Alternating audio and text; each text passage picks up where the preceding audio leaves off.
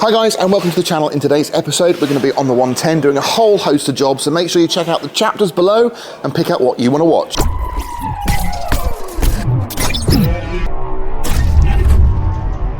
Okay, so over the past few weeks we've been waiting for the frame set to come for the soft copper conversion, and it just keeps getting delayed. It went missing, and we're hoping Exmoor Trim are going to get that to us this week. So it has given me the opportunity to do a load of little jobs around the vehicle, which needed doing anyway.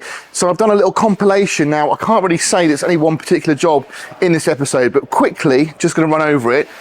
We fitted these mirrors, which is a little bit different. You might like these. We've got a support for the series seats that we fabricated and put together. Something you might want to check out. We're going to be fitting Mantec one-piece heavy-duty side sills. We're getting the lights working, so a whole host of things, so do check it out. Best thing to do is check out the chapters in the description below, have a little look what we're covering and skip to those bits, or just make yourself a cup of tea and watch the whole episode. Now, another look that I've been playing around with is fitting some more retro styled mirrors. So these are a Series 2A, I think, Series 3 mirror head. It's a reproduction, it's plastic. If I'm honest, it's pretty nasty. I'm not a big fan. I couldn't get the clamp that came in the kit to fit these arms. These arms were too fat. So then I went down the road of going to another company to find these clamps, which were too big. So it was all quite a big effort to get this on the Land Rover, and I just don't think they look great. Now, it's a bit of a shame because the departure of this mirror means that we're going to be sacrificing the classic look for something a bit more modern. But this is what we're going to fit for now, and then we're going to explore some different, options. So if you've got some suggestions, that is definitely something I'd be like to hear from you in the comments. But I'm going to put one of the Sparfax Unbreakable mirrors on here. Unlike a traditional Land Rover, however, where you've got the arm and the ball on the end and you need the adapter, I'm going to try and put the mirror, the Sparfax mirror, straight onto this arm, just to see if it's a different look, if it's a little bit more, if it's a narrower look, because I don't want massive ears on the 110, which is why I wanted to go for this. But you can just see it's all a bit naff. It doesn't really sort of stay together. I don't like it. So let me whip this off and I'll put that one on. I mean, this has its applications, and I'll put the part number obviously in the description and on the screen in case it's something you like. Oh, that's definitely something I need on mine. And it will do you proud, but it doesn't suit our application. Now, the other thing about doing it this way is these mirror arms are relatively inexpensive, and you don't need the adapter kit. We can put it on like that. It's very easy to install, and I hate those ball arms, I really do, because they really don't clamp very well. Now, on the passenger side, now it doesn't really matter whether you're left-hand drive or right-hand drive, you'll always have a passenger side, and with this arrangement it is possible to get these mirrors lined up perfectly, but it does take quite a lot of fettling, and we've got it sorted and we've got really good vision now. So I prefer the lens. It's a slightly bigger mirror, which kind of goes against what we were planning in the first place, because we wanted something a little bit more sort of svelte, if you like, a little bit thinner. But because it's on these arms, it doesn't stick out as much, and I really like the profile. So if you're a subscriber or you're an avid watcher of the channel, firstly, thank you for that, and do subscribe if you haven't already, because you're missing quite a bit. But secondly, you would have seen that earlier in the series we fitted some Series 3 seats in the front, and the problem was, because they're squabs, there was no support on the back. Now, the reason for that is they're designed for a 90, which has got a bulkhead, and so they can lean against it.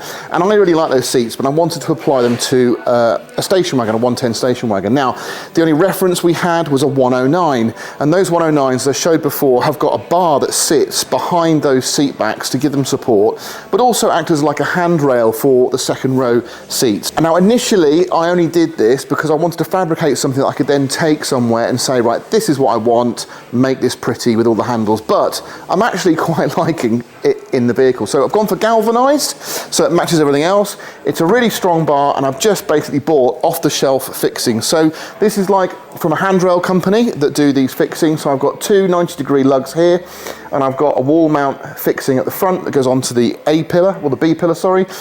So we've now got a rigid structure, whereas before, because we were missing the hoop on the top, we didn't have any rigidity to those B pillars. But now we've got this in place, it acts as a sort of a brace, if you like, for those B pillars and holds them all together. So it is possible now, I believe, as long as we sort out a solution for our seat belts, a safe solution, we could remove these the tops of these B pillars so that we could safely drive the vehicle completely topless. So without the cage, without the canvas, without all the door tops, with the windscreen folded down, it'd be completely flat. It'd be rubbish in a rollover, but it'd be quite cool doing 10, 15 mile an hour down the beach. So it is very rigid. It's in keeping, and it gives loads of support. So you can see here, look, there's no movement at all. I just quite like it as a bar. I mean, it works for the guys in the back if we can get some handles on it. The top there's actually, the bolt goes through to an existing riv nut in the body, a bit similar to that one there. And then what I did is actually mounted that one first, and then I've actually used a longer hinge bolt that you usually use for the lower second row door on the V pillar, extra long bolt that goes straight through into that second mount. So I basically drilled a hole through where the bolt goes into that bracket, and then just bolted it up, and it's worked really well. Now, another little job that I've done, I haven't filmed it because we've covered this in the past, but we fitted new seat belts, and because this is a 5-door station wagon, it's got the later seat belt arrangement, so it was really nice because this just bolted straight on. It's gone in place, a treat, and you can see where we've got our new plate. Now this bracket's all part of the seat belt, so if you want to replace the seat belts in your 110 5-door county station wagon, it's really easy, and these are a great bit of kit, and it's just nice that they're brand new. You know they're going to be safe. But we've also replaced the receiver, so that's brand new as well. It's just nice to have a little bit of security. Let me spin you around here and show you what else I have been working on. Now, I'll very briefly mention what I've done here. I'm not going to show you this yet because it's not finished, but I've been playing around with gas assist on the doors, which is totally unnecessary, I know, but I just like playing around with our strong arm kit, and the fact is we needed something to mount a handle on this door, so I thought it would be quite good if we could combine this to mount the handle on, the grab handle, in leather. We can have a gas strut that's going to enable the door to swing out nicely, and then we're also going to be fitting a check strap, a leather check strap, so that'll be in a future episode, but you can just see what I've been doing, and I'll show you how we got these fitted. So this is a traditional check strap bracket for a series. Now we had to fettle around a bit here to find our captive bolts at the back because I'd obviously put resin fiberglass over it, and then that wasn't too bad. And you can see I just used a countersunk drill bit to go in there and not damage the threads on these captive nuts in here. But that all went together quite nicely, so really pleased with that. So I mentioned I wanted to show you the other door tops that are available for the series doors, but at the moment I think they were never made actually, so you can only buy these for the fronts, and that's because these were built for the military. Now originally you could only get these on military disposal auctions or off an old military Defender, and they were always about £500 to get a new one if you could find one. Now they are being remade by the original company that did them. They're still making them, and they are still about that sort of price, and you know when something's expensive when it comes in a wooden crate. Look at that. That is so nice.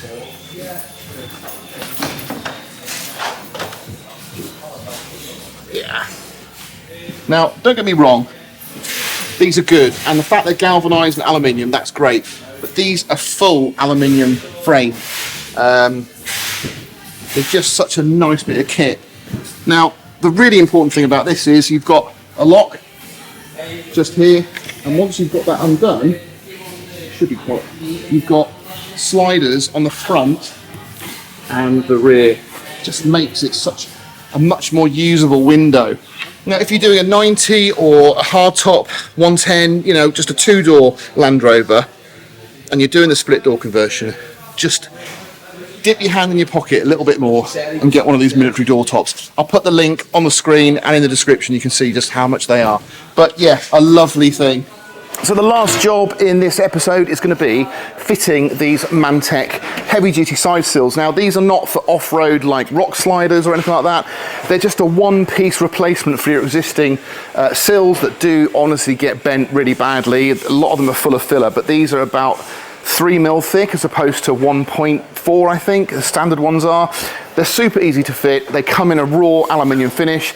They have got this Mantec logo in there, but that doesn't have to be highlighted too much, so I think you can make that quite subtle. So we're going to put them on the vehicle now. Eventually these will come off when we do the paint, and then we'll decide what we're going to do on this cutout, whether we're going to highlight it or make it nice and stealth. But for now, let's get them on. It comes with a fixing kit. As you can see here, so we've got stainless steel fixing. So we have shown these being fitted before, but it's definitely worth checking out. I'll run through it on a time lapse, and then you can just see how good they look and how easy they are to remove. So they're super simple to fit. You've only got 4 mounting points on a 110. These brackets just line up the brackets on the chassis, and then you've also got a bolt here that goes through to your wheel arch, front and rear, and one on the top capping. So it is simple, and what makes it easier is that you do get all the nuts and bolts and washers and everything in here in stainless. Now we're probably going to do something with this panel because it's obviously been repaired and it's just sticking out a bit too far. So at some point I'm going to be drilling that off, that off. We'll get this plate off. It's probably got some swollen corrosion underneath, but that is going to be the job we take on when we do the paint. So for now, I'm going to simply drop our bolt in.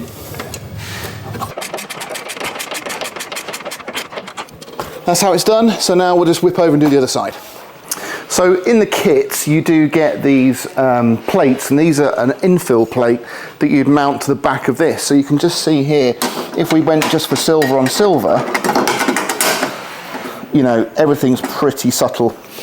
So it doesn't have to stand out massively. I think that's just a nice little detail on there. Well, that's going to be it for today's episode. Hope you enjoyed it. Plenty to look at there, and there's a few things that I definitely think some of you guys will be doing on your vehicle in the next few months. So if you like what you saw, please give us a thumbs up. Thanks for watching. Do subscribe, and I'll catch you, hopefully to do the roof, on the next one.